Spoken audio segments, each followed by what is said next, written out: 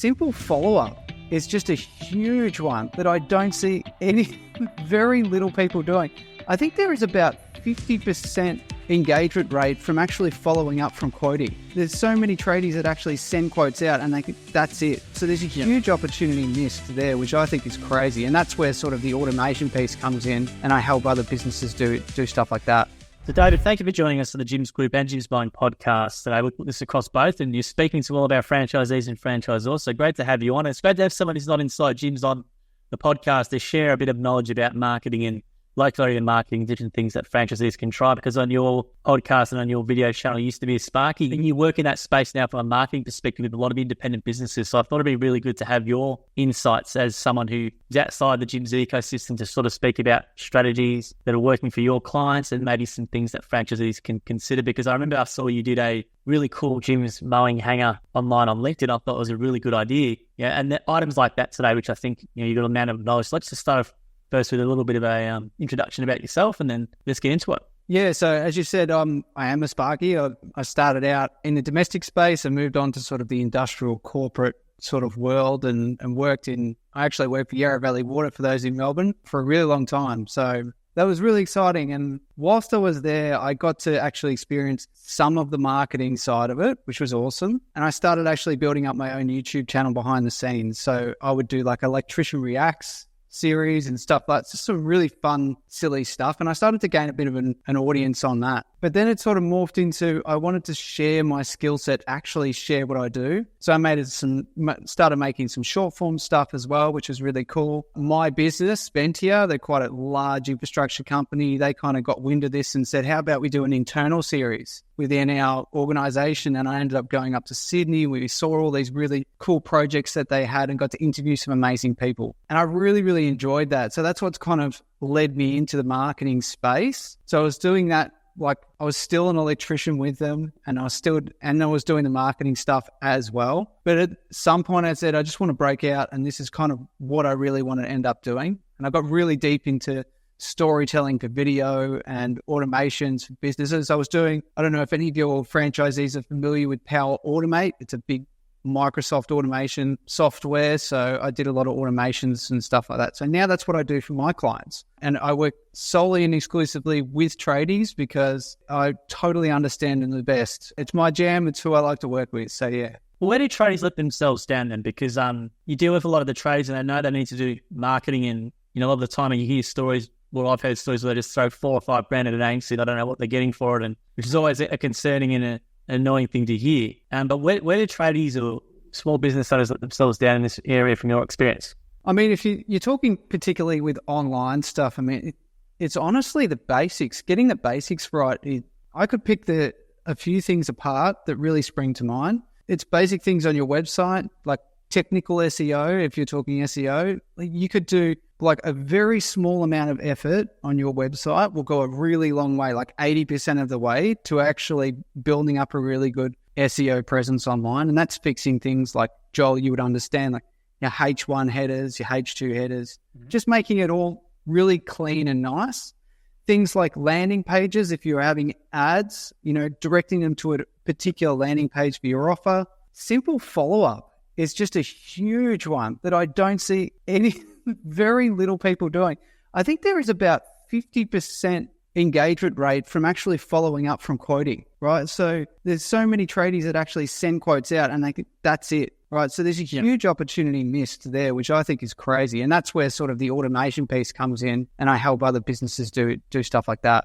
I love what you said then. So for us, lucky, the franchisees don't have to worry about the website and the landing page, but you're spot on. That's what we do. And we do landing pages for our ads. But what you mentioned then, I love hearing this because we've got in New Zealand, there was a bit of a lead issues with the recession and all that sort of stuff. And we're sort of trying to get to like spending a lot of money on lead gen and thinking, what? This generally works, well for Australia, so why not in there? And the manager was saying to us a similar thing. They just don't follow up in quotes. They don't know how to do mass emails. They don't know how to do MailChimp and things like that. So that's a really important point what you just said then about just simply following up on a quote. Now, we've got software in the background which franchisees might roll their eyes about, but I hear about Jim's Jobs where that's the sort of point of it, is to automatically follow up quotes and stuff like that. But that's something where it's a really simple thing to do in theory, but as you said, a lot of people don't do it. Yeah, just setting up, even if you don't want to use a software, just setting up a routine in your diary or something like that. You sent it out today and have it in for a week's time.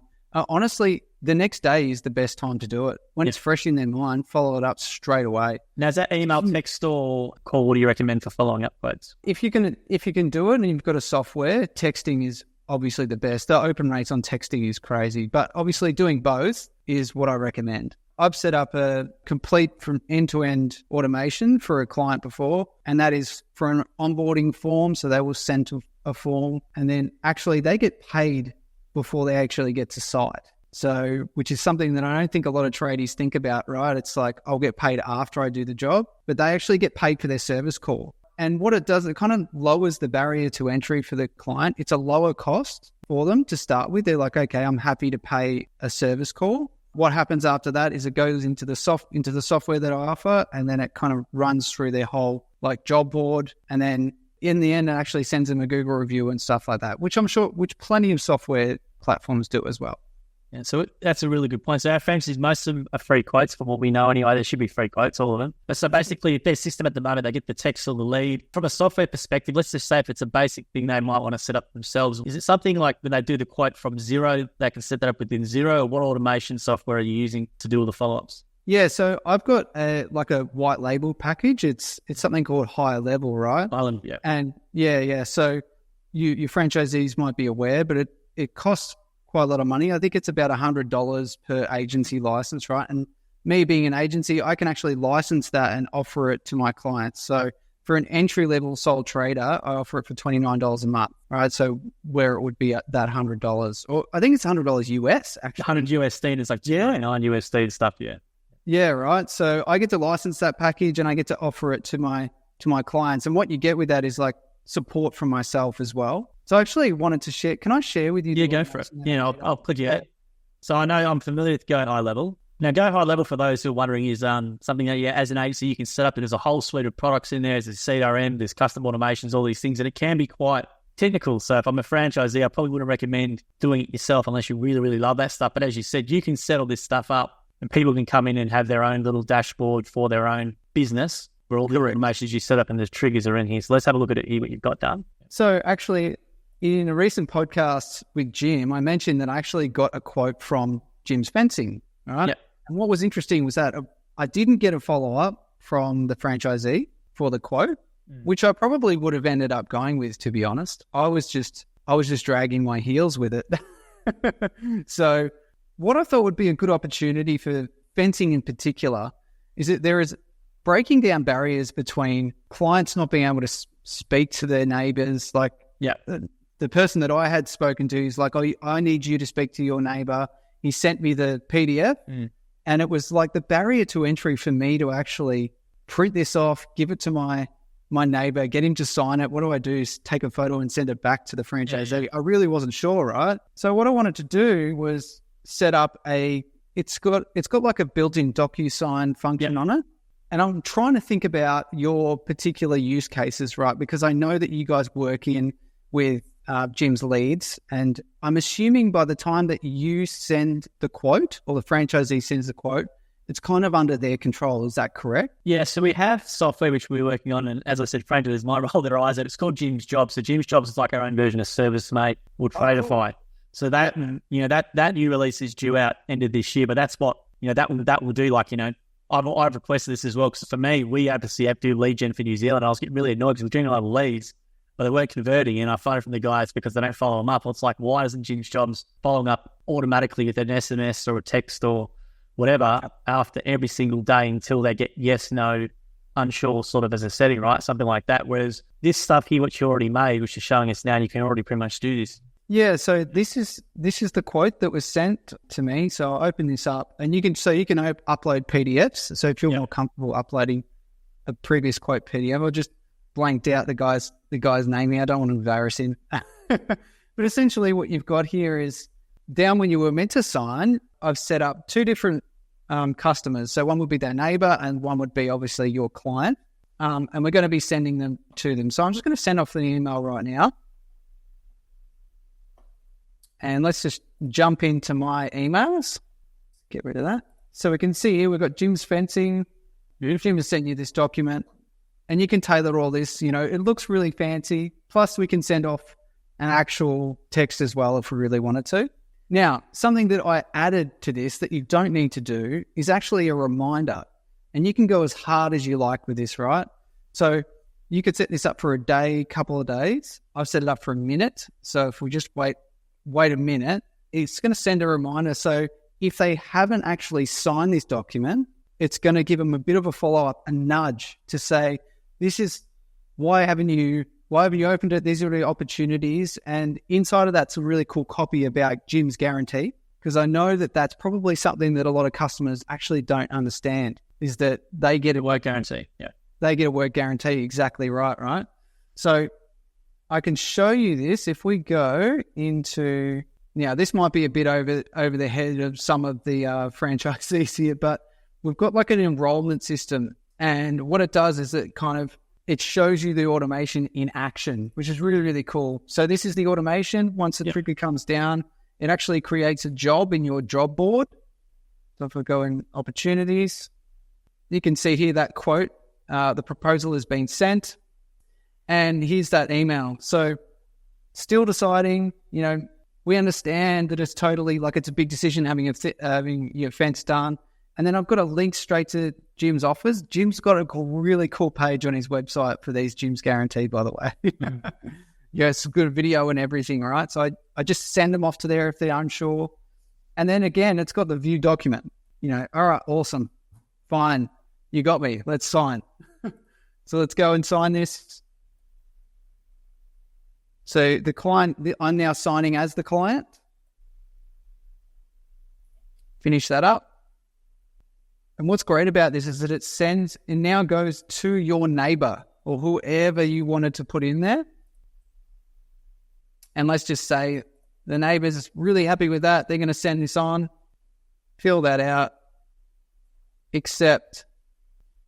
And now you as a franchisee owner will also get an email saying both parties have signed. They'll get a copy of that. It's all time stamped as well. And your job board has been updated as well. So this might be, I'm not sure if this is over a few of your heads, but what it does is it's organizing your whole job and workflow, right? And things like this can be organized by someone like myself or other automation experts out there, right? Yeah.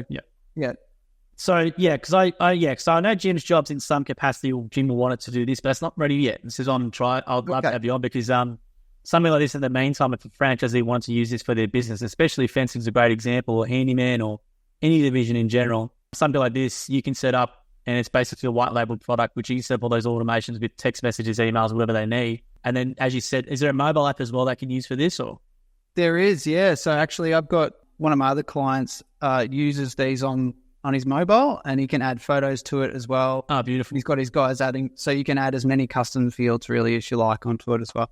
Essentially, I recommend it more as an entry level. So if you're a sole trader, you've got a couple of guys, it's really, really good. Yeah. If you're talking anywhere beyond maybe 10 guys and you really want it for the workflow or the system for job management, I would recommend going with a ServiceMate or something like that. Yeah. Beautiful. And maybe just talk about the workflows. So what are the typical workflows that franchisees or traders should look at? So you mentioned one, the quote one for fencing is a great example. Yeah. Is there let's say quote comes in, let's say for us with Jim's right, where quote comes in on the phone, they get it, the details, call Bill over blah, blah, blah, blah, blah, right? So that's where they put the details. And it goes into a system on our end called Jim's Online, which is a separate thing. But was that something where they maybe would create a contact in high level, or they add it to as a job opportunity? Then once they do that, then it starts triggering an automation tree like you just showed before with different various things that they want, or how would it work from an automation point of view? Yeah, so an example of another client that I have is that they wanted to capture different types of leads. Yeah. So, you might on your website, you might have, now I don't know for you guys whether you've got their own independent websites or we have one website. Yeah. Yeah. Okay. All right. So this is just an example. They've got different locations for leads, and then each one of those leads is labeled or tagged, and then that gets assigned inside like a job board, each one. And then each one is assigned to an automation. And in a roundabout way, it actually goes into, it all funnels back into getting a job for them essentially. So one of the biggest wins, which when I began this, I thought was just a no-brainer and everybody would be doing it, is actually just an electronic onboarding form. It's literally as simple as that. If you're not capturing all the data that you require for your client, just sending out a form to begin with, and then T's and C's as well, and then having them sign it is just a huge win for you guys. It really, really is. And can you go to the automation, Dave? What are some other automations that you've set up for tradies in terms of examples, like following up quotes, for example, is one? Is there SMS follow-ups, or what else is there from an automation side you've done for some customers? Yeah, so SMS follow-ups are a huge one as well. We've kind of done it. They all sort of, for tradies, they're really simple, to be perfectly honest with you. If anybody are familiar with webhooks, so this software actually allows you to integrate with other things outside of this particular software. Right? Yep. Yeah, so you might want to hook up to a particular like accounting software, or maybe you've got something really, really obscure. We can hook into that because all of these things talk the same language, right? Which is essentially API language, right? So there hasn't been anything out of the box too crazy. Honestly, I've been a bit upset about it, to be honest. When I was working with Ventia, we had some really crazy stuff that we were doing, some really big workflows, and that was kind of integrating with their software they had as well.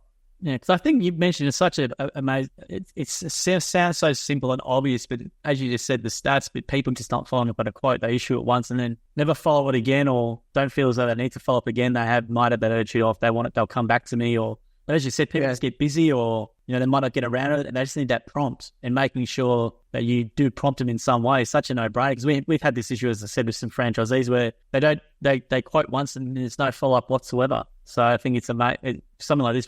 Is it Trade Magnet, the business you're doing this under? Yeah, Trade Magnet. Trade Magnet. So Trade Magnet, for example, they could get on contact with you.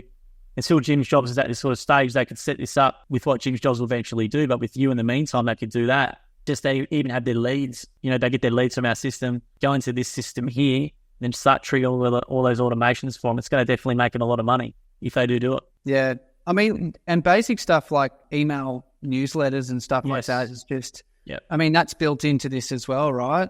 So, and this comes back to the 80-20 rule with everything, okay? So you only need a very small amount of effort in the right place to make a huge difference. So email marketing, I think a lot of my clients, I send out like a monthly newsletter. I've just started. I don't know if you saw it, Joel, but a lot of them went, that's a really fancy newsletter. And I said, honestly, you just need to make contact with your email list. You just need to have a nice title, and you're just being present every month. That's it. That's all that needs to happen. And it just needs to be text. So I'm setting up a couple of clients now with just doing monthly workflows for email automation. Honestly, that's a huge win. It's a huge win. Well, in training, I show them how to do an email newsletter with ChatGPT. Really basic prompts, and it pulls it out. But that's all they need, as you said. They've already got the relationship with the person, and they just need the prompt. But the most important thing is obviously that subject line. So use ChatGPT and say, create me 20 click-worthy or whatever it is, email subject lines promoting a $300 gutter cleaning special, building some FOMO, whatever. And you'll get these really great, clickbaity almost, but these really engaging subject lines. Just put that in there, and then you ask it to create me an email based on that subject line for the offer, put in my details, etc., copy and paste, and then that's it, plain text. That's all you need. As you said, you don't need the fancy newsletter for this because you've already got a relationship with them, and you're only asking them to basically re-engage with you to claim this offer. You don't need to stuff around page builders and all this sort of thing. Just a plain text email using AI to fully generate it. It takes literally 5 minutes and it could generate you a lot of work, which is something that I think we're trying to get across to our franchisees a lot more. And I think something like this, what your system is an absolute no-brainer for people to look at. Yeah, well, I appreciate it. But also, like you were saying, these really simple things that you can implement. I think on the tradies businesses are really not that complex. And if you think about all of the marketing gurus that come to you, and there's I remember chatting with you, Joel, after the podcast, and we were talking about plenty of these guys that are online, offering you the world, all these leads, and your franchisees are in an amazing position where they don't have to really worry about leads, which is amazing, right? All they need to worry about is really process in their business, which is still a huge part of it, but following up on your current leads that you've got is a huge part. It's a massive win for for tradies. Yes, let's go. That's a really good point. So let's just talk about, so franchisees need to start concentrating on their process, as you said. Get the lead. It's never consider it a dud lead. And this is what I think 99% of them don't do, is they don't add those lead details to a spreadsheet or, obviously we've got Jim's Jobs, which is our CRM, which we'll do this eventually. But just having those details on a spreadsheet. So if you do want to do a MailChimp, newsletter or a mass SMS or whatever, just checking in with customers who never converted, that sort of thing, is not as hard as what people think. And I especially think with ChatGPT and things like this now, you can literally use that to come up with the text message, to come up with the email, all that sort of stuff. You've just got to basically get into the habit of doing this as a marketing activity, which is a low effort one, which is surprising to me because you have people who spend $4 or $5 with an agency, yet they don't bother emailing their own previous customers or SMSing their own previous customers saying, hey, do you need anything else done? It's amazing some of the stories I hear from our franchisees who mentioned them and go, hey, I used ChatGPT and emailed previous customers and I got an extra $2,000 worth of work. It's for a 5-minute activity. It's such a no-brainer, but as you said, people want to go fancy lead gen agencies and stuff like that, or think it's some sort of magic bullet. But as you said, it's the fundamentals of following up a quote, consistently. If you want to automate it, fantastic. Use something like Trade Magnet, your services to do it. But at the basic level, having some sort of process for follow-up, following up with a quote, that didn't convert maybe in 3 months' time, monthly email newsletter, that sort of thing. What else from a trader's perspective as some simple wins that you think they can do a bit more of? We spoke, I like doing, everything I do is online, right? But we spoke about some physical things that you're doing, right? And actually a really big impact that you can have, which is kind of online and offline, is getting reviews. Now, I think we've spoken about this before. All of my clients, I've got those Google review cards that I just give to them, the NFC cards, and just educating them on the fact that the best time to actually get a review is the height of the experience. And I'm stealing that from you, paraphrasing from you, Joel. But basically at the end of the job, you've got the card there and just tapping it on their phone. And it's it makes you kind of look really professional to begin. You've got this really cool tech because a lot of customers wouldn't really understand what it is, right? So you tap it, they get to leave a review straight away, which is amazing, right? And the ROI on reviews, I think there was a stat, Google put a stat the other day that says in the trade industry, anywhere from 5 and above 5-star reviews gives you a 6-time return on your profile, which is crazy. I just wrote that down. That's a good one I'm going to take. 6, so is it 5 times what? 5 times 5-star reviews gives you a 6-time. Anything above, anything above 5 stars. Yep, wow. Right? 5 reviews over 5 stars, will give you a 6-time ROI on what they will show. How crazy. And now this is what we're talking about, right? Just tiny little incremental changes in your processes can really have a huge impact on your business, particularly online, stuff like that. Yeah, you're right. It's crazy how people want to spend $5,000 at an agency but don't want to ask a customer for a review at the end of the job. It's, as you said, the better ROI is going to be actually getting 5, 10, 15 reviews on average a month. Then over time, you basically have a lead generating machine via that local map listing. I think Google, the way it's going is it wants to really serve more local results a lot more. So those map listings, if they have a few reviews, and I've done a few tests in this as well. Everyone used to say, well, how do you get your position at number one? And everyone used to go, it's reviews, but that's not always the case as well. As you know, from your search, if you search hyperlocal, you'll see a listing at the top there. We might have 1 5-star review and there might be 1 400 reviews, depending on they want to try and serve you a really local result. But I think, as you said, Dan, at the end of the job is the most important time. It's great having SMSs and emails and stuff in place, which do work, but having that, just getting used to asking someone, I think at the end of the job is a really important thing. Not a lot of people do it. I think it's really... It's crazy, isn't it? I've used 5 franchisees and I'll always use a Jim's franchisee. I've never had one bother to ask me at the end of the job about doing the survey. The Jim's survey to our franchisees is an internal survey. They don't get really any online benefit for it, but the G&B one, which they do get online benefit from, a lot of franchisees don't ask. So in the training session, I actually try and teach them in training and say, hey, make sure you do this. So I spend 5 minutes talking about it,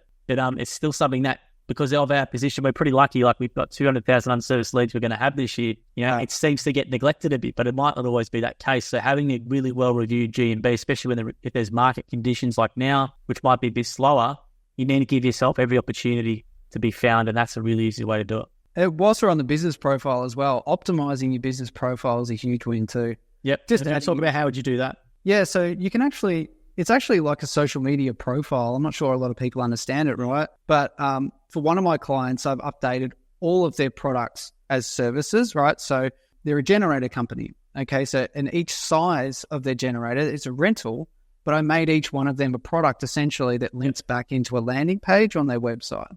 So it's huge for SEO for them. It's massive. And then also you can do posts.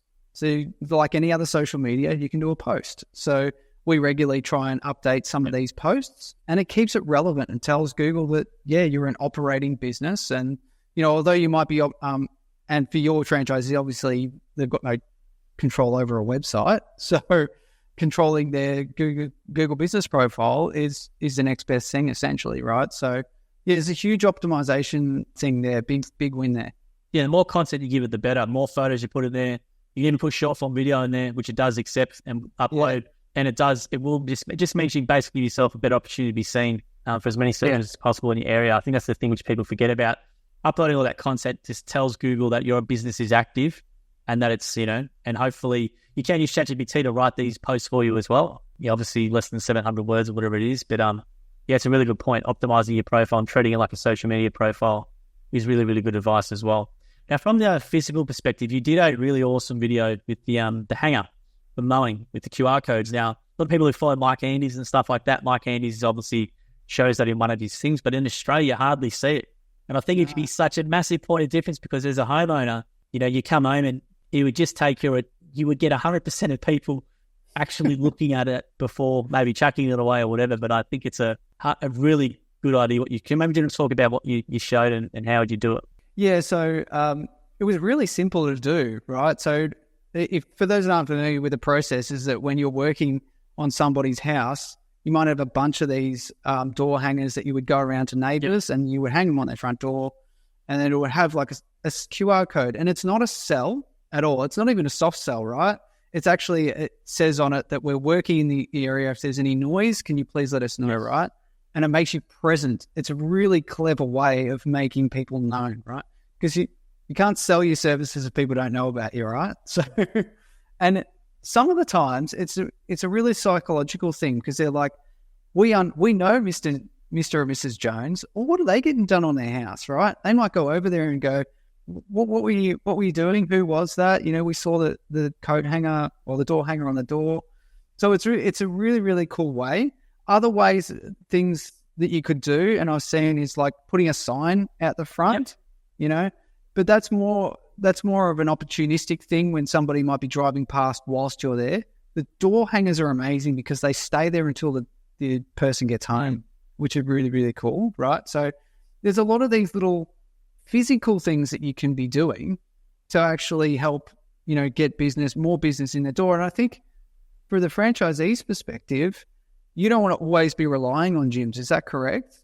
Well, maybe some people do. No, we tell them in training not to rely fully on gyms, and we do have things like door hangers and all those magnets and stuff available to franchisees, and we make it part of their local area marketing that they should do. So the keyword there is should. We want them to all do it and not just rely on 50 to 60 leads or 30 leads a month from the call center as the only form of marketing or only form of lead gen that they do. Because as all the better franchisees know, gyms will get you half the way there. But if you need to come give us back a bit the other way and you have an amazing business, it's where people don't come back the other way and expect us to do it, which in some divisions will work.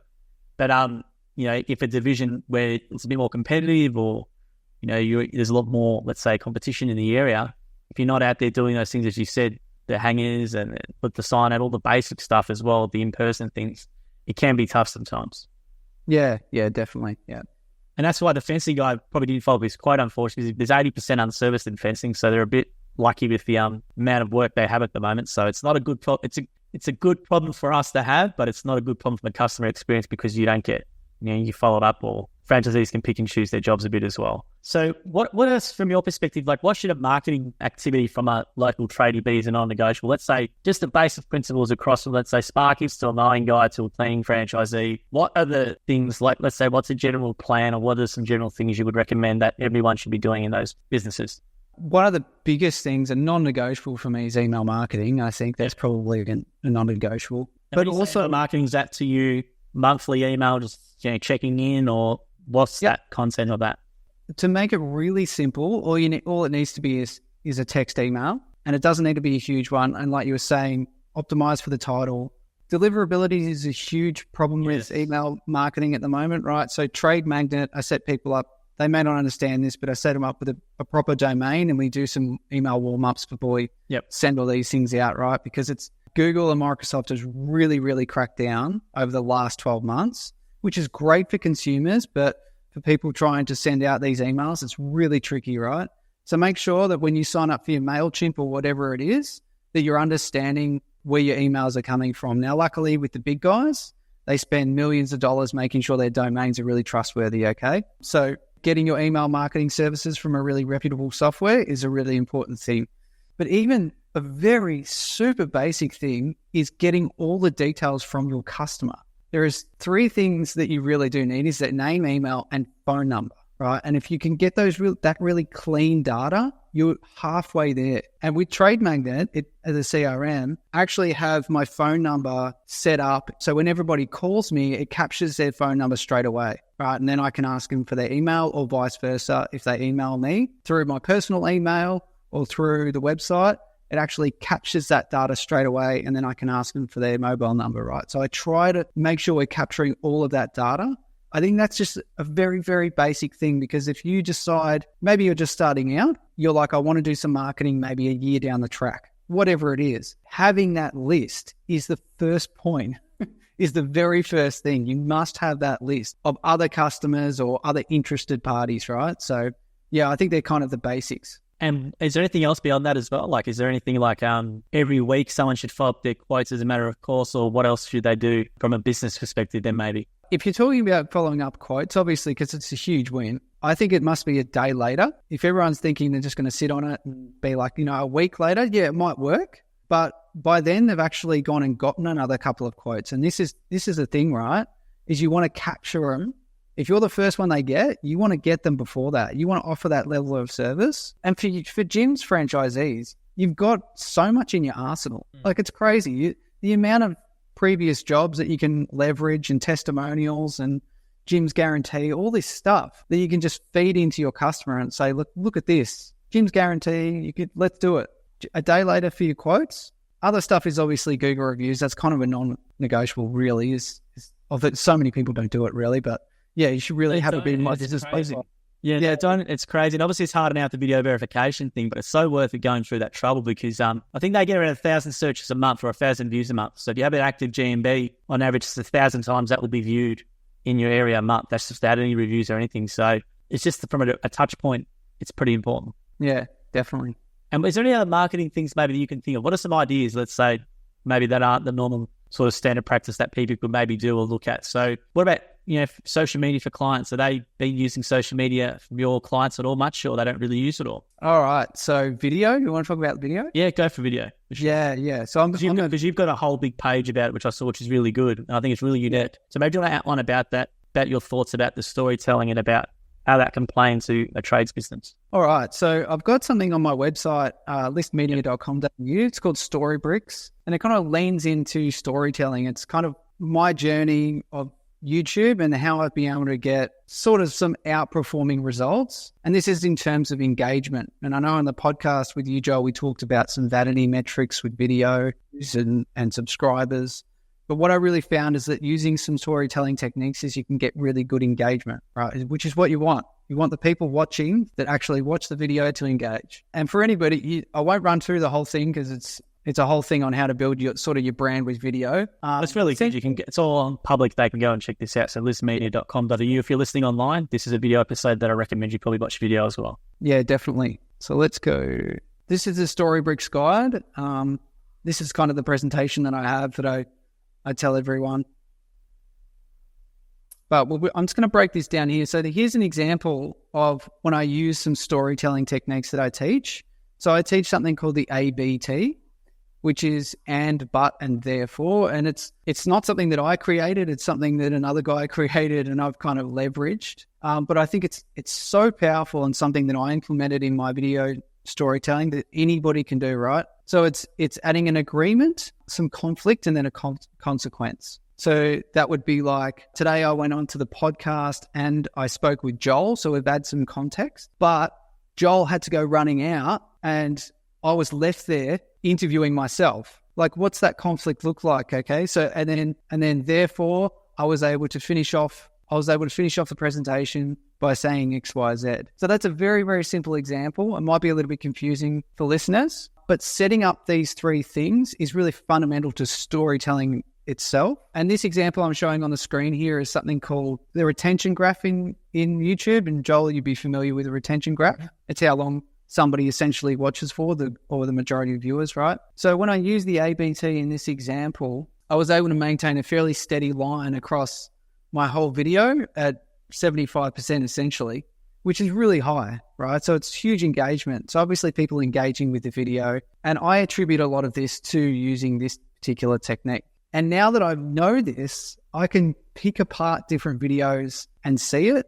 So every time that I do an introduction to a podcast, anytime I'll do a video, I'll think about an ABT off the top of my head that I can think of, and it adds agreement, conflict, and consequence to the video, and it sets the whole thing up. Now, with short form video, you still need a hook, right? So that's a huge part of it, is you need to be out there, you need a hook for it to go viral. But I think starting with the ABT is a huge, huge benefit for some people using video. That's really good. I remember seeing an interview with the South Park creators, and they talked about their storytelling.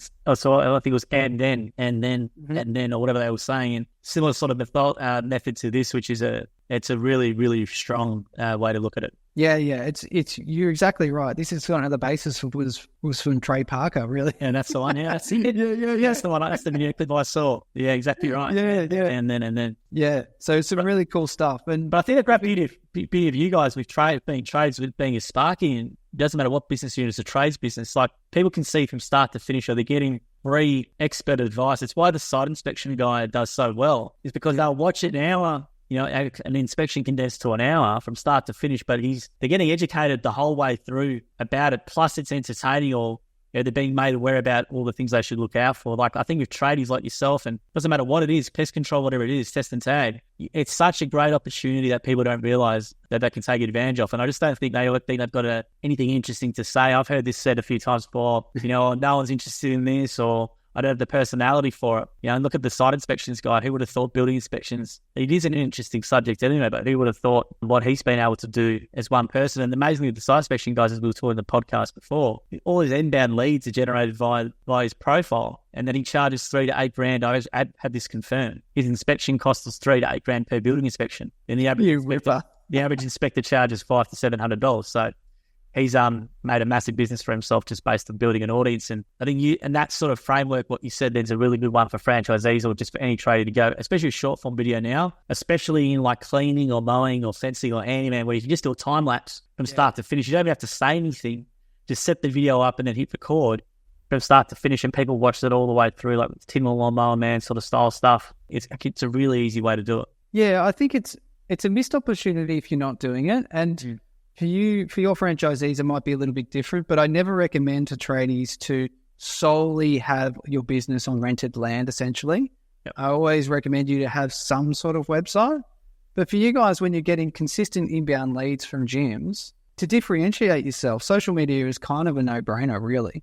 So, and I love what you were saying about people being like, oh, I'm not interested. I'm like, trust me, any tradie, you're moving around, you're changing, you're doing things, is a huge opportunity to actually post some videos. And there's people out there that do the most boring stuff and still get amazing views, right? You would be amazed at what you can put out there and get noticed. Yeah, it just needs to be a phone. It doesn't have to be anything fancy. You don't have to buy cameras or GoPros, and you can also tailor it to your style. Like, we've got a really big Instagram account with a guy called Sammy in mowing. I think it's got all about grass and gardens. He's got like 90,000 followers on TikTok. He doesn't say one word in one video. It's all the time-lapse stuff like that. Whereas we have other guys in pool care who do talk to the camera. So it all matches on the style you want to go with as well. Like, if you're not somebody who wants to talk on camera, you don't have to talk on camera. Literally, you could just have your phone behind you. If you're a Sparky, for example, as you'd know, come across a fault, just literally point out the fault like that, and just literally don't have this or something like it's an 8-second video or whatever. And that stuff has the potential to go viral, and it quite often does as well. Yeah, I think a huge missed opportunity in the video space, though, is long form. Like, I try to think about short form. There's a very few short form creators that I could think of. The site inspections is one of them. And then there's also Maddie from Addicted to Tools. He's prolific with his short form posting. But also you see a lot of these short form creators pushing over into long form because it's got a lot more engagement. Like for you guys, I can actually think of one guy, Dan Cahill. Yep. Yeah. Like I've watched, I think about 3 of his long form videos. I can't even remember why, but I remember him, and it's probably because I've been in these videos. They were great videos, by the way. You know, and he may not have, this is what I'm talking about, of engagement, right? I can remember him. And he probably hasn't got a ton of views on them, but this is the thing. You want to be remembered. You want to be the first person people think of when they're wanting to engage a mower, cleaner, whatever it is, right? So long form's harder. It's the case with everything, right? It's harder, but it's got the most reward. That's why I keep adding. I add long form content to my channel whenever I can. Well, yeah, absolutely. Short form generally is the thing to get people into your long form content. So a lot of all that TikTok strategy basically is short form podcast content to get people in to watch the podcast in full. So it's just more there for that. So if you are using short form content, that can be your strategy, just to let people across to your long form stuff. And if you've got a long form stuff that's hosted on YouTube, for example, you might have your link to book with you there or whatever it is on that video. And I think the other one that I've seen slowly started to come about is sharing the videos into actual local groups. So actually, if you come across something, it's not too salesy, but like, you know, hey, I live in this area, you know, storms are coming up. I've noticed a few of houses have this, like something like that, really, really genuine, really good soft sell. And it can reach a lot of people. And if you service all of Melbourne, for example, and you're posting in 5 or 10 of these groups, you just need one person to send you a DM via message for it to be worth it. And you've already created the content. You can then just distribute it into other groups. And I found that really powerful because we're doing that now at the moment with our Local Heroes promotion. So we have a Jim's Local Heroes promotion. We're actually taking the video of Jim where he announces the winner. And I've got a guy with a fake profile going around into all groups in Australia posting that video. And then slowly but surely you get a couple of people, you know, doing nominations or random messages out. How do I enter into this competition? These sorts of things as well. So there's a lot of good opportunity in groups, especially to go beyond the photos that get posted. Because I see it all the time. You see the backyard Barry guy, you know, posting Kedge, call me, not Jim's, blah, blah, blah, blah, blah. But no one's doing videos, I think, much in groups. So I think it's a really good opportunity to reach a lot more people than if you've got a small profile with 10 followers or 50 followers on Instagram, for example. You're going to reach no one really. So you can post it into those groups as a really good win. I think we spoke about that on the podcast. I was kind of surprised with how much reach you can get on groups. But I mean, I've just a word of warning for those is that just understanding what the group's all about, because sometimes the administrators can cut you down pretty quickly. But, you know, like Jim's Local Heroes, I mean, it's a no-brainer. As if anybody's going to stop a video like that getting into a group. Like, you know, it's crazy. If you can come up with a very creative video like that, you're off to the races. That's awesome. Well, they're public notice boards now, right? So you obviously have the notice board and the local IGA, whatever it is, and you've got these groups which are the same sort of way. And you are right, there are some pretty strict administrators, which is why you've got to be careful with your content. But if you're doing it always as a bit of advice, demonstrating local knowledge about whatever your business is, I think it can be really, really powerful. And it's something that I don't see a lot of people doing. That could be because the administrators block the videos, but I also do think it's not something that people might be a bit shy to do in a local group. But I think it's really, really powerful. Yeah, definitely. Honestly, if you were to... You know what? There's a huge thing that I'm coming across in my business, and it's really boring to talk about, but it is foundational for your business, and that is owning your assets. I think I'm gonna write a blog or do something or a video about owning your digital assets, because the amount of times I've come across, I'm doing one right now, right, is that a lot of tradies might want to set up their own domain. They go with GoDaddy, just the main domain provider. They'll get a custom email, which is great, right? Then all of a sudden they start growing and they're like, well, I need one for my guy that's just come off the tools, right? And then maybe a couple of guys. The growth inside of these things, right? Essentially what they're doing, they're entangling you in. And to try and get them out and then actually off these platforms is really difficult. Another example is there's a website provider called Have a Look, or there's a couple other ones. And they essentially... It's like a one-stop shop. You say, I want emails, I want a website, and they'll build it all for you. But to actually get away from it, it's so hard, you know, right? And then also they're like, well, yeah, we're gonna shut down your email service, and you're gonna have to restart it up again. You're gonna have to back up your email. It's like, of course you're gonna say no. You're like, my email is a huge part of my business, right? So just taking ownership over digital assets is such a huge part. And like I said, it's boring. But it's also like understanding what you're getting yourself into with some of these contracts. Another example, and for you guys, this might be a bit more poignant, is I had a customer that came to me and they're like, I want to change agencies to you, Dave, and we're running a whole heap of Google ads. I said, fantastic. I might just jump into your account. And he goes, no, I don't have access to that account. I said, oh, okay. Why not? They haven't given you access or whatever. You go, no, it's their account and they own all of the data. Yep. So very common. Yeah. And I was like, okay. So, and even to the point where they wouldn't give me any data from that account because they were switching out. We got very bitter, right? So making sure you're owning all of your data is a huge, huge point that I want to ram home to people, right? So, yeah, it's a very good point. I've had in the past, when you're a bit more naive, we had a SEO company who did landing pages, not on our domain. I can't remember what they did. And when we stopped the contract, they basically all these programmatic pages disappeared. So I'm very familiar with that. It's and from the agency's perspective as well, to be fair to them, a lot of agencies, if you sign up to do Google Ads with them, there's not overly much fee in it besides maybe a setup fee, and there's an obviously ongoing 10%, 15, 20%, whatever it is, and they sort of try and want to keep you locked in. They don't want you just to have all their work done and then you go somewhere else on their thing. So I understand that perspective, but you are right. As a bare minimum, anything, whether it be Google Ads, Facebook ad account, whatever, you do need to go through the trouble as a business owner of, can be pain if you're not into technology, having it set up on your end first, and then you give people access to your assets, not the other way around, because exactly. You're paying a lot of money. Let's say for Google Ads is a great example. You're paying for a lot of money to train, the algorithm on all your stuff, and then you can't get access to it. Then you're starting again from scratch. So you're going to be spending more money in trying to get that campaign optimized with whoever you're using. So the reason why I think people don't do it is because it can be quite confusing. Set up the Google Ads. It is. You've got to then add someone to your account. So with Facebook ads is the same. Probably business managers, a similar sort of thing. But then people just accept agencies doing it on their behalf and then sending them leads every month. And if they want to go elsewhere, hey, they need my account. They don't have it. I think it's important to ram home this is that if you wanted to ever sell your business, this is an asset. This is no different to your van, right, or a workshop, right? If you need to have these assets that are owned by you, okay? So just think of it that way, and then I think that maybe you'll have a different perspective on it. I love that point of view. That modern day goodwill. So if you've got a website and you're investing a lot of money in SEO as well, when you go to sell the business as well, that should be forming part of your goodwill, especially if you've been around for 10 years, 12 years. The domain might be 10, 12 years old, which is a really valuable sort of thing to have, especially these days.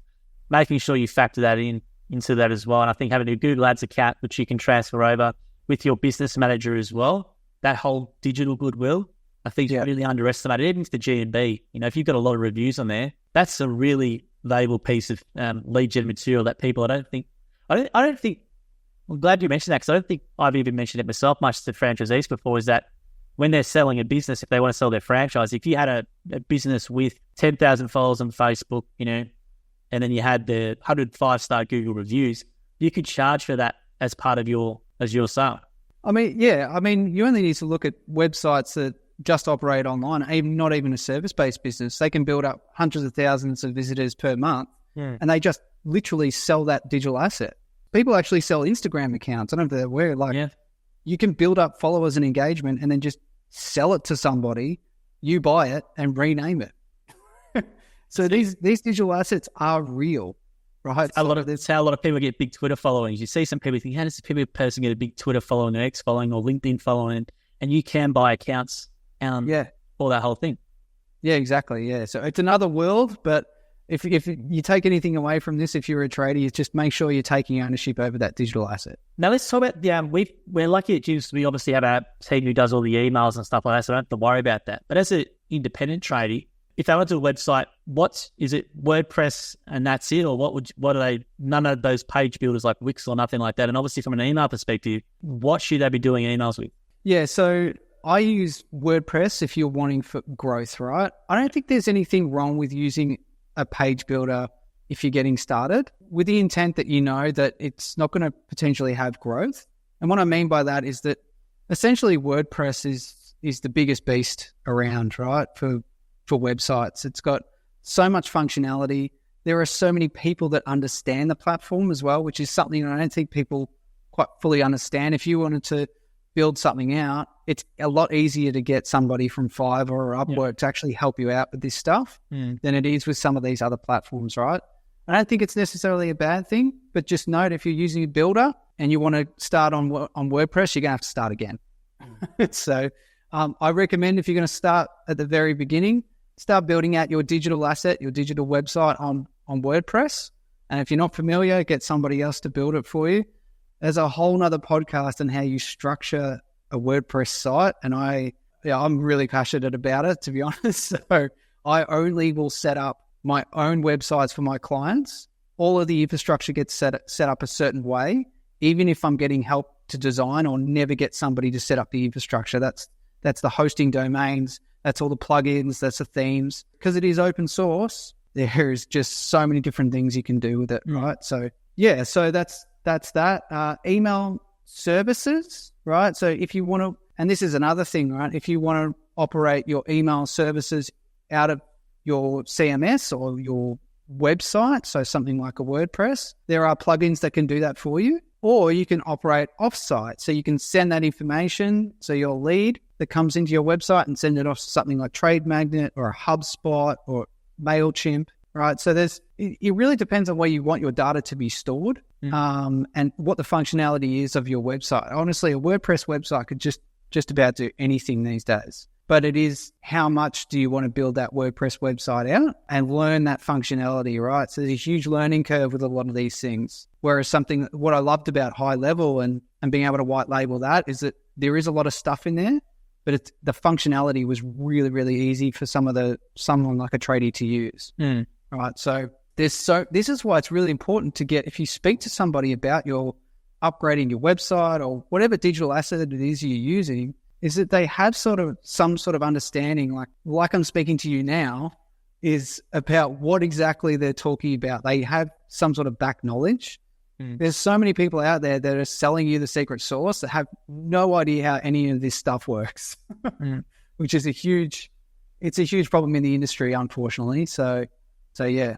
Yeah, if you go to those places, you mentioned a website place before, and you generally deal with an account exec. They just outsource the build, and you'll go between with them, but they've got no idea what they're talking about. But you're right, people with website now, there's obviously AI website builders and stuff like that, but just people need to keep it simple with WordPress. I think people making the mistake of going to Wix and Squarespace, and they might get a bit bigger. It's very hard to then transfer everything over. Whereas you just start with WordPress from the start. It's the most used for a reason.